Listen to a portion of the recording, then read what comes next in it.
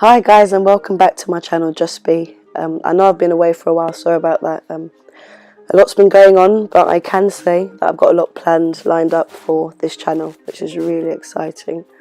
So, now for this disclaimer. I just want to say that this video is my speculation. It's my perspective, will always be my perspective, because that's all I can offer. And in saying that, let's talk about the black experience. Now, to try and explain the black experience, I've broken it down into different compartments, like dark skin, red skin, light skin, mixed race, light skin, white, black experience, albino, LGBTQT, God, yeah, religion, belief system, shall I say, and obviously diasporas. Yeah, I know. There appears to be a lot of different black experiences, it looks like. So, I'm going to try my best to explain these different compartments that I've imagined up, I guess. So yeah, I call it the 5 shades of black. So let's look at this. Dark skin people. Let's look at the positives. Melanin rich. And we all know the benefits. I think you should do your own research on the benefits of melanin. Melanin. God, so I'm getting over a cold. Sorry, guys. Reflects and represents the true Nubian queen and king. Again, do some research. The best bodies on earth. Undisputably, I'd say. Sexuality and athleticism. Oh, God, help me today. The most resilience, passion and energy. Slow aging abilities. Now this is, I'd sum this up as the positives. Again, generalization, speculation, etc, etc. I'm not perfect, but I'm going to do my best to kind of summarize the positive and negative of each group within that experience, the black experience. Alright, so sorry, let's move on to the negative. The negatives are being dark-skinned in a world that tells you light is distinctive and idolized. As a fact. Called names by peers because of skin tone, undesired hair texture and facial features. Colorism. Being bullied by your race about your race. Viewed as ignorant, aggressive, promiscuous and rude. And lack of products available, services aimed at our race. So, yeah, I think that will sum up dark-skinned people's experience. Please, again, in the comments, send me a message via email, etc., Facebook, if your opinions differ. I'm here to be enlightened, have my mind opened up. Now, let's look at the red skin, light skin group black experience. The positives first. Being black while still having the advantage of being light-skinned in a colourless society. Again, the best bodies on earth. Again, the most resilience, passion and energy and slow aging abilities. Now, let's look at the negatives.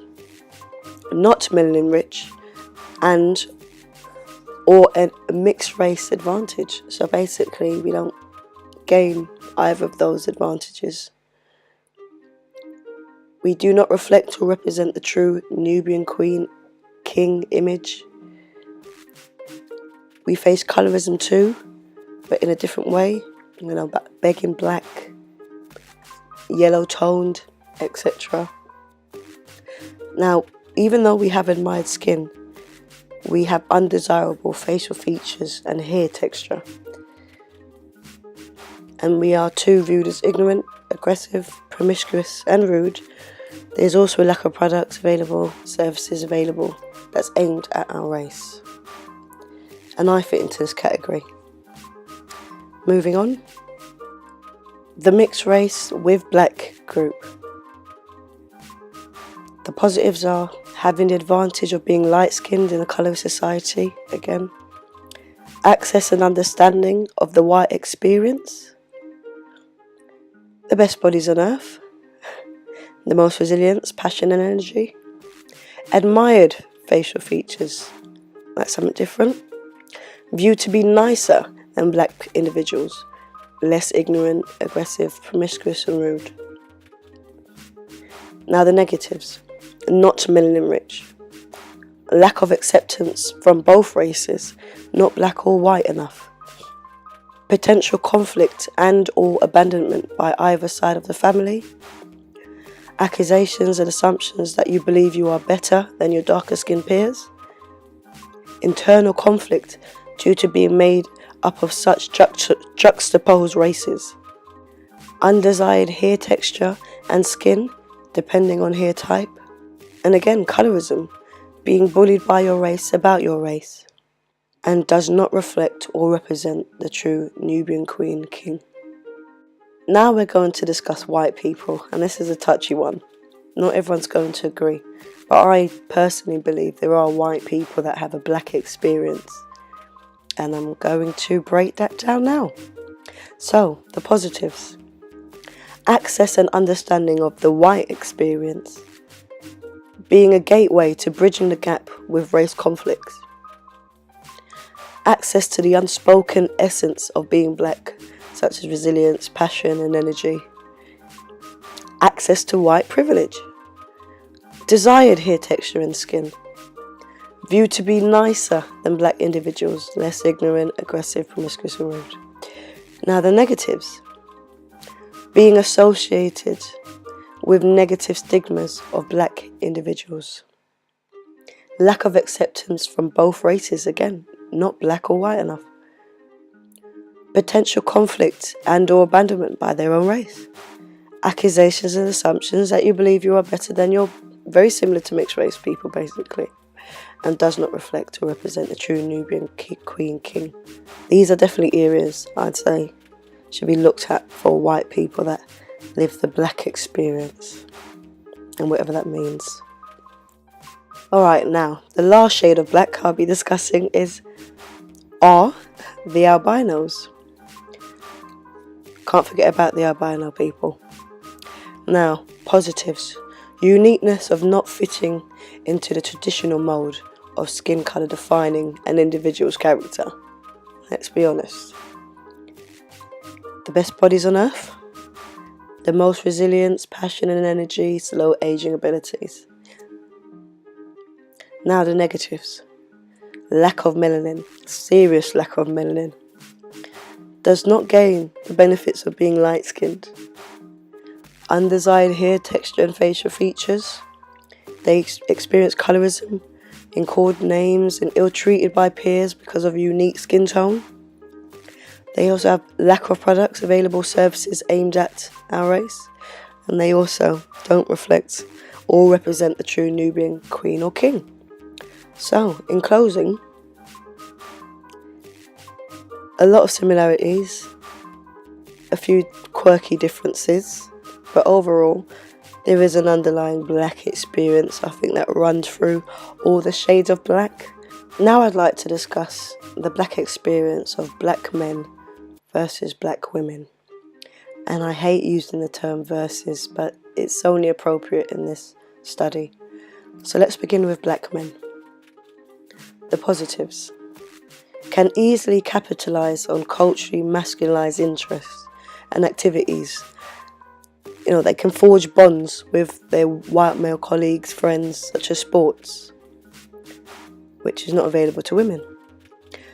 They are seen as the strongest, yet purposefully made powerless. I'm keeping it short and sweet because I know there's an array of positives and negatives for both black men and black women, but short and sweet. Now the negatives. Persistent negative stereotyping, the complicated dance of managing interactions with white women to avoid appearing threatening, the need to avoid ever being perceived as the angry black man. Another negative. When other black men work in the office, gendered conditioning tends to encourage men to be independent. This means that many black men don't feel equipped to reach out to other black men to develop meaningful relationships, because that's what women do. And the last point, black men working in female-dominated professions face extensive barriers in their attempts to forge ties with the white men they encounter at work. And that's pretty true. So now let's look at black women. Some of the positives are black women have always been placed on a slightly higher pedestal than black men in the eyes of society, more trusting and therefore more trusted. There's more employment and money-making opportunities. Lastly, the gift of feminism that keeps on giving. The white woman's plight has its advantages. I'm being very vague with my points for a reason, because that can only be subjective. Now the negatives. Viewed as the ugliest worst of the human race, including black men. Have to walk a fine line in a male-dominated profession. For example, being friendly without seeming sexual, being assertive without coming across as aggressive. And lastly, difficulty finding mentors and sponsors, and extra scrutiny of our hair and other aspects of our appearance. It's just something to think about. I haven't really got anything in closing here. We will now look at the different diasporas and the black experiences found within. And those diasporas are Africa, North America, South America, the Caribbean, Europe and the UK, and other, which is the rest of the world, basically. So let's begin with Africa. In Africa, in terms of the black experience, you'll find tribalism, agricultural, less of an inferiority complex, not enslaved in terms of history, poverty and corruption. Now moving on to North America, the black experience there again would be an inhabitant of a place rich in racial conflict, focuses on internal interactions and forgets the rest of the black world. The new Africa, in terms of being the face of black representation, police brutality, inferiority complex, strong ties to slavery, poverty and corruption. Now let's look at South America, an inhabitant of a place rich in Hispanic culture, strong ties to slavery, agricultural, poverty, inferiority complex, corruption. And here we have the Caribbean, strong ties to slavery, agricultural, islanders, swimmers, inferiority complex, tribalism, poverty, corruption. And now let's look at the UK and the rest of Europe. I'm from the UK, an inhabitant of a place rich in European history, viewed as assimilated into white privilege by other diasporas. Corruption, police brutality, strong ties to slavery. So again, this black experience seems to break off into many different branches.